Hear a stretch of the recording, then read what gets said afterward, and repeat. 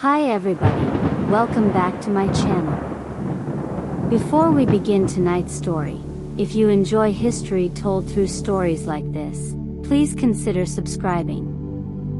And I would love to hear from you as well. Where are you listening from tonight? Are you winding down after a long day? Getting comfortable in bed? Driving through the night? Or perhaps listening from somewhere far away? Let me know down in the comments. I always enjoy seeing where these stories travel and hearing a little about the people listening. Now, settle in, get comfortable, and let us begin. By the late 13th century, the Mongol Empire stood at its height.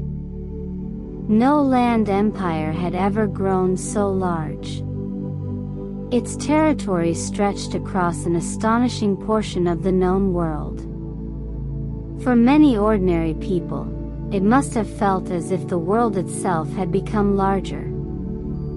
Trade flowed across immense distances. Caravans crossed deserts beneath endless skies. Merchants traveled roads their grandparents could scarcely imagine. Silk moved westward. Silver moved eastward. Ideas traveled with both. Many routes became safer. Many cities became wealthier. Markets filled with goods from distant lands. For countless families, new opportunities appeared. A merchant in Central Asia could dream bigger than before. A craftsman in China could reach customers far away. A caravan leader could spend months on the road, yet remain within lands ruled by Mongol leaders. To many people, the empire seemed unstoppable. Each year brought new wealth, new trade, new connections, new possibilities. Success appeared to follow success. The empire grew richer. The empire grew stronger. The empire grew larger. And that was precisely the danger. Every conquest brought rewards. But every conquest also created obligations. New roads required protection. New cities required administration. New peoples required governance. The empire's triumphs created responsibilities on a staggering scale. At first, few people worried. Why would they? The Mongols had achieved what seemed impossible. They had built the largest land empire in history. The future appeared bright. Perhaps brighter than ever before. Yet some of history's greatest challenges emerged during its greatest triumphs. And the Mongol Empire was about to discover that success carries burdens of its own. The first burden was simple. The empire had become almost unimaginably vast. The empire's vast size was one of its greatest strengths. It was also one of its greatest achievements. A traveler could spend months crossing Mongol lands. The journey might begin on open grasslands. It might continue through deserts and mountain passes. It might end in a crowded city thousands of miles away. Yet much of that journey remained under Mongol rule. For merchants, this was extraordinary. Goods could travel farther than ever before. A bolt of silk might pass through many regions. A bag of silver might cross half a continent. Every successful journey created new wealth. Every new trade route connected distant communities. The empire's size made these connections possible. It helped create prosperity across vast regions. For ordinary families, the benefits felt real. Markets offered new goods. Towns attracted new visitors. Some communities grew richer than ever before. The empire seemed to reward expansion endlessly. The larger it became, the greater the opportunities appeared. But success often changes the problems people face. The Mongols had mastered conquest. Now they faced the challenge of administration. An empire could be conquered in years. Governing it was a different task entirely.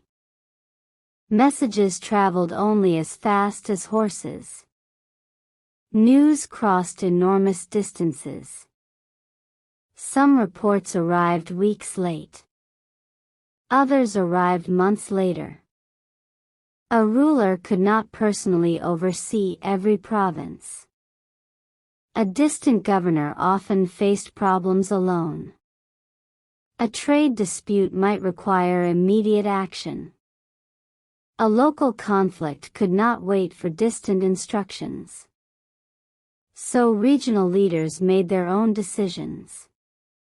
At first, this seemed like another advantage. The empire remained flexible. Problems could be solved quickly. Life continued smoothly. Trade continued flowing. Yet every decision carried a consequence. The more authority local leaders received, the more powerful they became. And that growing power would slowly begin reshaping the empire itself. For many years, the system worked remarkably well. Local leaders solved local problems. Trade continued flowing across the empire. Taxes reached imperial treasuries. Cities remained prosperous. Most people saw little reason for concern. In fact, the empire often appeared stronger than before. Regional governors gained experience. Military commanders gained confidence. Local officials learned how to manage their territories. Success seemed to reinforce success. Yet power has a habit of changing people. Especially when that power lasts for generations. The descendants of Genghis Khan ruled enormous regions. Some governed Persia. Others ruled Central Asia. Others held authority in China. Each branch of the family faced different challenges. Each region developed different priorities. A ruler in Persia worried about different problems. A ruler in China faced different realities. The farther apart these regions became, the less they resembled one another. For ordinary people, these changes were gradual. A merchant still opened his shop each morning. A farmer still worried about the weather. Life continued much as before. But the people making decisions were changing. Regional rulers became increasingly independent. They commanded their own armies. They collected their own taxes. They built relationships with local elites. Over time, many became deeply connected to the lands they governed. Their interests slowly shifted. They remained descendants of Genghis Khan. But they were no longer shaped by the same world. Success had created powerful regional centers. Each grew wealthier. Each grew more influential. Each grew more confident. The empire remained united in name. Yet beneath the surface, something important was changing. The Mongol world was no longer moving in a single direction. It was beginning to drift apart. And soon, that quiet drift would become impossible to ignore. At first, the growing divisions seemed manageable. The rulers still shared a common ancestry. They still honored the legacy of Genghis Khan. They still spoke of a united empire. Many people believed that would be enough. For a time, it was. Trade continued. Taxes arrived. The roads remained busy. The empire still looked strong from the outside. Yet appearances can be deceptive. The different branches of the ruling family had become powerful. Very powerful. Each controlled vast territories. Each commanded loyal armies. Each possessed enormous wealth. And each believed its interests mattered. Success had created several centers of power. Not just one. That changed everything. When disputes emerged, compromise became harder. When questions of leadership arose, agreement became difficult. No ruler wished to surrender influence. No region wished to lose authority. Small disagreements slowly became larger ones. Larger disagreements became rivalries. Rivalries became struggles for power. For ordinary people, the consequences arrived gradually. A merchant might encounter new restrictions. A caravan might face delays. A governor might receive conflicting orders. The changes seemed minor at first. Yet they signaled a deeper problem. The empire's leaders were spending more energy competing with one another. They spent less energy strengthening the empire itself. This was one of success's cruelest surprises. The empire had become so prosperous that many leaders no longer depended on one another. They possessed their own wealth. Their own armies. Their own ambitions. The unity that had built the empire was weakening. Not because of defeat. Not because of invasion. But because success had made separation possible. And before long, competition would give way to something far more dangerous. Open conflict between the descendants of Genghis Khan. The conflicts did not erupt overnight. They emerged slowly.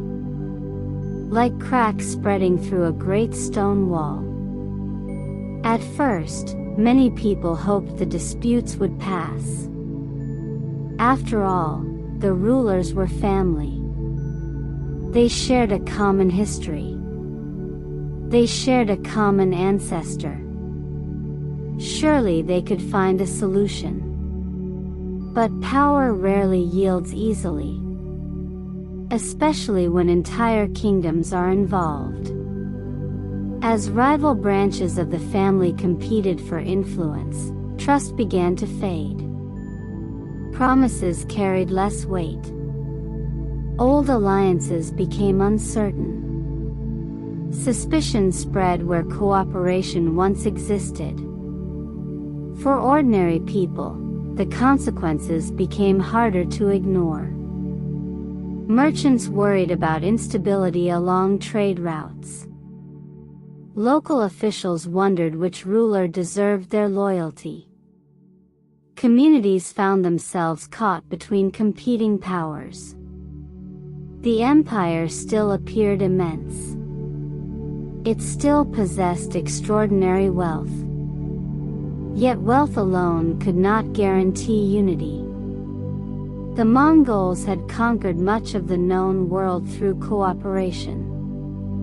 Now that cooperation was weakening.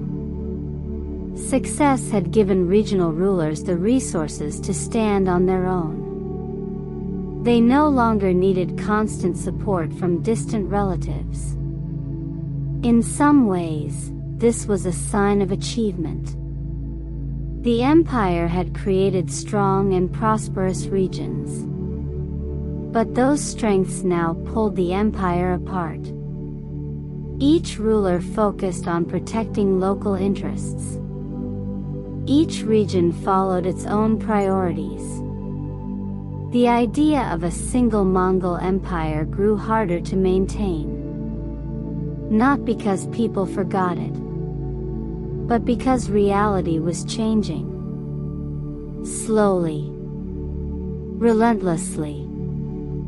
The empire's greatest accomplishment had been bringing vast territories together. Now those same territories were developing lives of their own.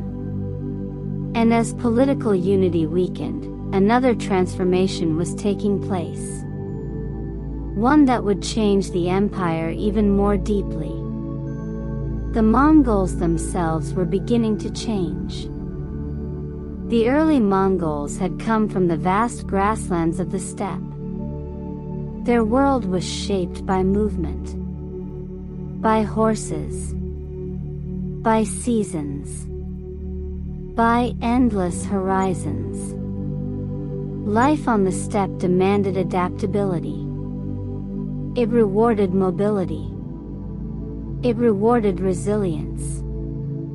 Those qualities helped build an empire. Yet success brought a different way of life. As generations passed, many Mongol rulers settled in the lands they governed. Some lived in magnificent cities. Others ruled from wealthy courts. Their children grew up far from the open grasslands. They learned new languages. They adopted local customs. They married into local noble families. In many ways, this was natural. Empires often change the people who create them. For ordinary people, these changes could seem beneficial. Local rulers better understood local traditions. Governments often became more familiar with the communities they ruled. Trade continued. Cities flourished. Cultural exchange expanded. The empire became more connected than ever before. Yet another hidden consequence emerged.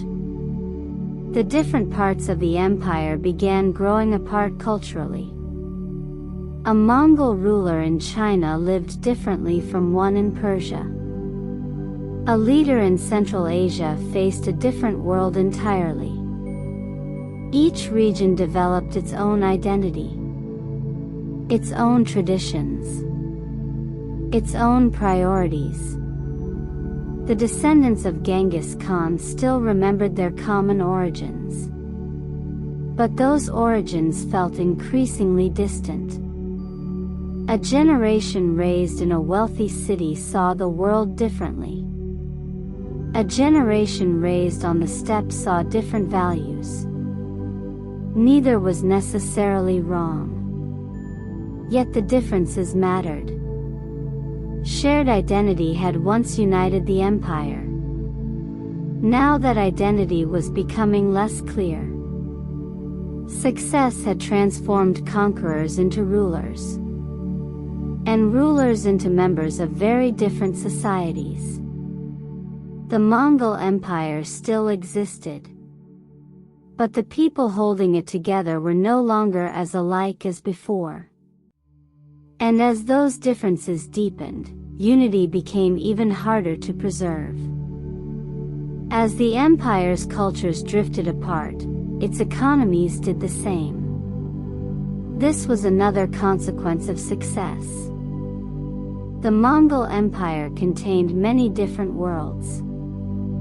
China possessed vast cities and fertile farmland. Persia was filled with ancient trade networks. The Central Asian steppes remained tied to horses and herds. Each region generated wealth in different ways. Each region needed different things. For ordinary people, this often created opportunity. Merchants carried goods between distant markets. Traders earned fortunes connecting regions. Cities prospered from constant movement and exchange. The empire's diversity became a source of strength. At first. Yet different economies created different priorities. A policy that benefited merchants in one region might harm another. A ruler focused on agriculture faced different concerns. A ruler dependent on trade faced others. The larger the empire became, the harder these differences became to manage. There was no single solution for everyone. No single policy satisfied every region. And no single ruler fully understood every local challenge.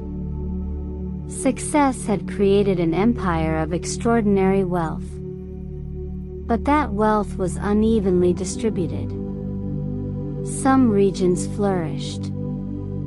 Others struggled. Some leaders wanted greater trade. Others wanted greater control. Their interests no longer aligned. The empire remained connected by roads and commerce. Yet those same connections revealed how different its regions had become. The Mongols had united many lands under one banner. But they could not make those lands identical. Over time, economic differences reinforced political divisions. Political divisions deepened cultural divisions. Each consequence strengthened the next. The empire was not collapsing. Not yet. But the forces pulling it apart were growing stronger. And soon, an even greater challenge would arrive. One carried not by armies, but by the trade routes that had helped make the empire rich. For generations, the empire's trade routes had been a source of pride. They carried wealth across continents. They connected distant peoples. They helped create one of history's great periods of exchange. A merchant could travel farther than ever before. A traveler could encounter ideas from distant lands. Goods moved through cities, deserts, and mountain passes. The benefits seemed endless. Success had woven much of Eurasia together. Yet connection carries risks as well as rewards. The same roads that carried silk carried other things. The same caravans that transported silver carried unseen passengers. The same networks that spread prosperity could also spread disaster. In the 14th century, disease began moving along these routes. Town by town. City by city. Region by region. People could not see it coming. Most did not understand what caused it. They only witnessed the consequences. Families lost loved ones. Markets grew quieter. Fields were left untended. Homes stood empty. For ordinary people, the change was heartbreaking. Communities that had prospered for generations suddenly faced loss. The empire's great connections now allowed tragedy to travel astonishing distances. No ruler could easily stop it. No army could defeat it. No fortress could keep it out forever. The Mongol Empire had helped create a more connected world. That achievement was remarkable. But a connected world could spread suffering just as quickly as opportunity. Trade declined in many regions. Populations fell. Tax revenues shrank. Governments struggled to respond. The empire still possessed vast territory. Yet territory alone could not solve these problems. Success had created powerful networks.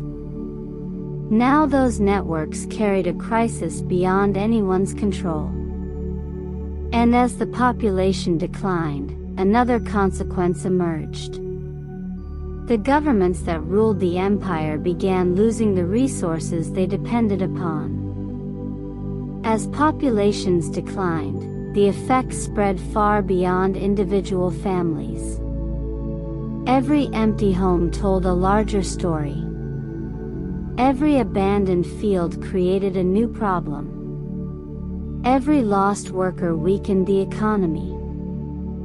For ordinary people, daily life became more difficult. Some villages struggled to harvest crops. Some towns saw fewer merchants arrive. Many communities simply had fewer hands to work. The consequences reached governments as well. Fewer people meant fewer taxes.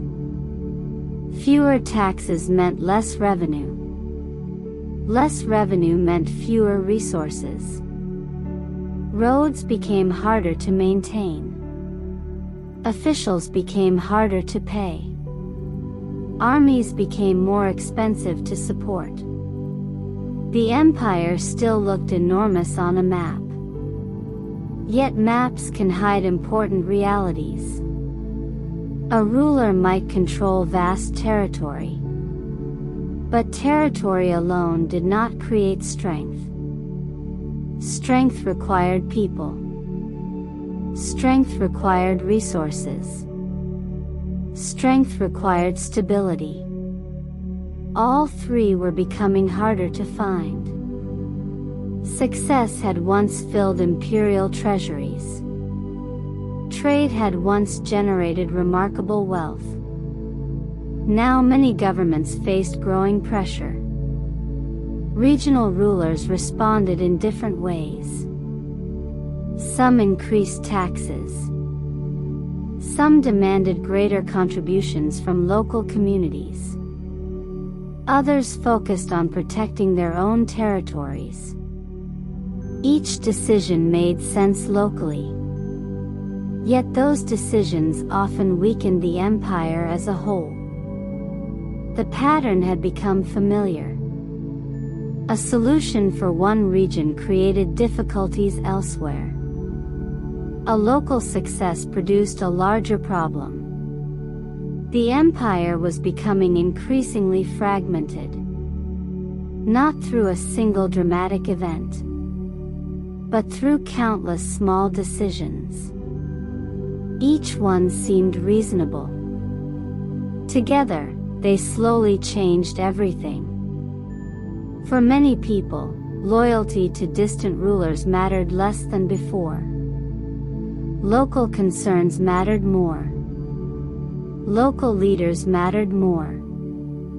And as imperial authority weakened, new groups began seeing opportunity. Groups that were beginning to imagine a different future. As imperial authority weakened, local ambitions grew stronger. This was another consequence of the empire's success. For generations, Mongol rule had created stability. It had connected distant regions. It had encouraged trade and prosperity. Yet that prosperity helped local societies grow stronger as well. Many communities had become wealthier. Many local elites had become more influential. Many regions had developed their own identities. Over time, they became less dependent on distant rulers. For ordinary people, this change often felt natural. Most cared more about local concerns. They worried about harvests. They worried about taxes. They worried about their families. Events in a distant capital often seemed far away. As years passed, local leaders gained support. Some promised lower taxes. Some promised greater stability. Others promised to protect local traditions. Their message appealed to many communities, especially during uncertain times. The Mongol Empire still existed, but its authority no longer felt as strong. In some regions, people increasingly looked to local rulers, not imperial ones. Success had created prosperous provinces. Those provinces now possessed the resources to pursue their own paths. The empire had once united many peoples. Now many of those peoples were developing separate futures. This process unfolded slowly, sometimes over generations. Yet the direction was becoming clear. Political power was moving away from the center. Regional identities were growing stronger. Imperial unity was growing weaker. The empire was not being destroyed from outside. It was gradually separating from within. And nowhere would this become more visible than in China, a region whose wealth had greatly strengthened the empire, and whose transformation would greatly weaken it. China had become one of the richest parts of the Mongol world. Its cities were immense. Its farms produced enormous harvests. Its merchants connected vast networks of trade. For generations, this wealth strengthened Mongol rule. Taxes flowed into imperial treasuries. Trade enriched cities across the empire. The success of China became part of the empire's success. For ordinary families, life often continued despite political change. Farmers planted crops. Artisans crafted goods. Merchants filled busy markets. The rhythms of daily life endured. Yet beneath that stability, frustration slowly grew. Many Chinese communities viewed Mongol rule as foreign. Heavy taxes created resentment. Economic hardship deepened existing tensions. Years of crisis made conditions worse. Population losses weakened local economies. Natural disasters added further strain. For many people, the future felt less secure. Local unrest began appearing in different regions. Small disturbances became larger movements. Larger movements became organized resistance. The empire still possessed armies. It still possessed wealth. Yet wealth and armies could not solve every problem. Success had once helped the Mongols conquer China. Now governing such a vast population became increasingly difficult. The very scale of their achievement created new challenges. Millions of people could not be managed through military strength alone. Loyalty mattered. Stability mattered. Public confidence mattered. All three were becoming harder to maintain. The empire had grown powerful by adding new territories. Now one of its most important territories was slipping away. Not suddenly. Not all at once. But steadily. The consequences would be enormous. Because if Mongol rulers lost China, they would lose far more than land. They would lose one of the greatest sources of wealth in the empire. And that loss would accelerate the empire's long decline. The loss of China was more than a political setback. It changed the balance of the entire Mongol world. For generations, China's wealth had strengthened imperial rule.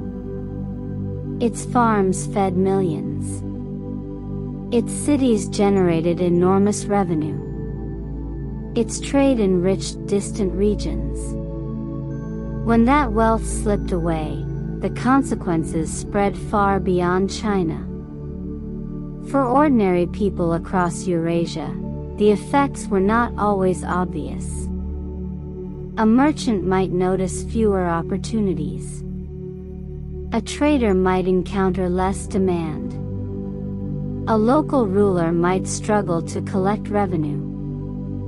Small changes appeared in many places. Together, they formed a larger pattern. The empire's different regions were becoming increasingly separate. They still shared a common history. They still remembered Genghis Khan. Yet memory alone could not preserve unity. Each region faced its own challenges. Each ruler pursued local interests. Each government searched for its own solutions. The empire had once benefited from connection. Now distance magnified division. Success had created powerful regional states. Those states no longer depended upon one another as before. The old bonds weakened. The old loyalties faded. The old vision of a united empire grew more distant. This process was gradual. Many people did not recognize it immediately. There was no single moment when the empire disappeared. No single battle ended it. No single ruler caused its collapse. Instead, the empire slowly transformed. One region drifted away. Then another. Then another. The world's largest land empire did not fall in a dramatic instant. It separated piece by piece. And in that slow separation, the true consequence of success became clear. The empire had grown so large, so wealthy, and so diverse that holding it together became almost impossible. By the late 14th century, the transformation was becoming impossible to ignore. The great Mongol Empire still lived in memory. But reality looked very different.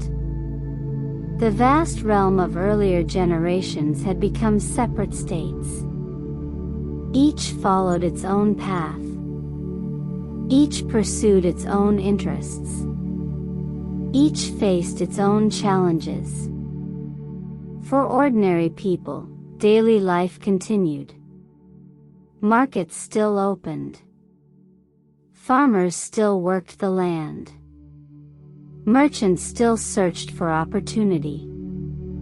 Yet they increasingly lived in different worlds.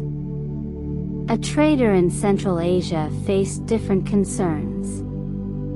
A farmer in China faced different realities. A ruler in Persia governed a different society. The connections remained. But the unity had faded. Success had once brought these regions together. Trade had linked distant peoples. Prosperity had encouraged cooperation. The empire's greatest achievements had created a shared world. Yet those same achievements helped create powerful local identities. Over time, those identities became stronger than imperial loyalty. People increasingly looked toward nearby leaders, nearby communities, nearby interests. The empire had become a victim of its own accomplishments. Its territories were too vast. Its peoples were too diverse. Its regional rulers were too powerful. None of these developments appeared dangerous at first. In fact, many were signs of success. That was the irony. The strengths that built the empire gradually weakened it. Not because they failed, but because they succeeded beyond anyone's expectations. The Mongols had created something extraordinary. Yet extraordinary achievements often create extraordinary challenges. And few empires faced a challenge greater than governing half a continent for generations. The age of a united Mongol Empire was ending. But its story was not. Because long after its political unity disappeared, its influence would remain. Even as the empire divided, its legacy endured. In some ways, it endured because of its success. The Mongols had connected distant regions of Eurasia. They had encouraged trade across enormous distances. They had helped ideas travel farther and faster. Those connections did not vanish overnight. Many survived long after political unity disappeared. For ordinary people, the legacy appeared in everyday life. Merchants continued using routes shaped by earlier generations. Cities remained linked through commerce. Goods still moved between distant regions. Knowledge continued to cross borders. The empire itself had weakened. But many of the networks it created remained alive. Its influence also survived in government. Many rulers inherited systems first strengthened under Mongol rule. Administrative practices endured. Trade relationships endured. Diplomatic connections endured. History rarely ends cleanly. Empires may disappear. Their influence often remains. The Mongol Empire was no exception. Its political unity faded. Its ruling family divided. Its territories followed separate paths. Yet the world it helped create continued evolving. That may be the most remarkable part of the story. The empire's greatest achievements outlived the empire itself.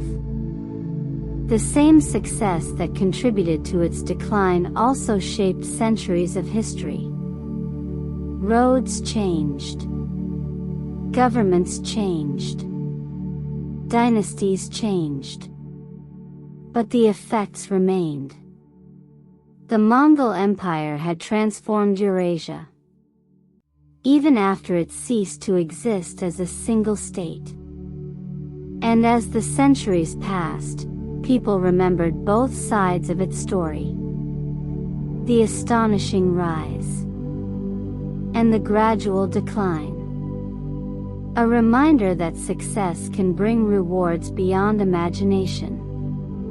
But also challenges beyond expectation. Looking back, the fall of the Mongol Empire contains a remarkable irony. Many great empires fall because they fail. The Mongol Empire struggled because it succeeded. Its victories created vast territories. Its territories created enormous responsibilities. Its trade routes created prosperity. Its prosperity created powerful regions. Its connections linked distant peoples. Those same connections spread challenges as well. Each success solved one problem, then created another. For generations, those new problems remained manageable. The empire continued growing. The rewards seemed greater than the risks. Few people could imagine a different future. For ordinary families, success often felt permanent. Busy markets suggested stability. Prosperous cities suggested security. Thriving trade suggested continued growth. Yet history rarely stands still. The larger the empire became, the harder it became to govern. The wealthier its regions became, the more independent they became. The more diverse its peoples became, the more difficult unity became. None of these developments were disasters. In fact, many were achievements. That was the paradox. The empire was weakened by many of the same forces that made it great. Not by a single enemy. Not by a single ruler. Not by a single battle. Its decline emerged from countless consequences, one leading to another, then another, then another. Over time, those consequences reshaped the empire. The Mongols achieved something extraordinary. They connected much of Eurasia. They transformed trade. They reshaped history. Yet even extraordinary success carries limits. And eventually, those limits appeared. The story of the Mongol Empire reminds us of something timeless. Growth creates opportunity. Opportunity creates complexity. And complexity often creates challenges no one expects. That lesson remains as relevant today as it was centuries ago. And so, our story comes to an end. The great Mongol Empire is gone. Its rulers passed into history. Its armies disappeared. Its borders faded from the map. Yet traces of its world remain. Some survive in old trade routes. Some survive in cities that still thrive today. Some survive in the connections between distant regions. For the ordinary people who lived through those centuries, history was rarely dramatic. Most never led armies. Most never ruled provinces. Most never shaped imperial policy. They raised families, worked fields, opened shops, loaded caravans, and tried to build peaceful lives in a changing world. Generation after generation, they watched history unfold around them. Often without realizing they were living through the rise and decline of history's largest land empire. Perhaps that is one of history's quiet lessons. Empires appear permanent. Yet even the greatest eventually change. New powers rise. Old powers fade. The world moves forward. And the people living through those changes simply continue their lives. Tonight, we followed the story of an empire built through remarkable success. A success so great that it eventually created challenges of its own. A reminder that history is rarely simple. And that triumph and decline often travel the same road. Thank you for spending part of your evening here. Wherever you are listening from, I hope you enjoyed our journey through the past. And as the story fades into the distance, it is time to rest. So get comfortable. Let your thoughts drift. And allow the centuries to quietly settle into silence. Until our next story, thank you for listening. And good night.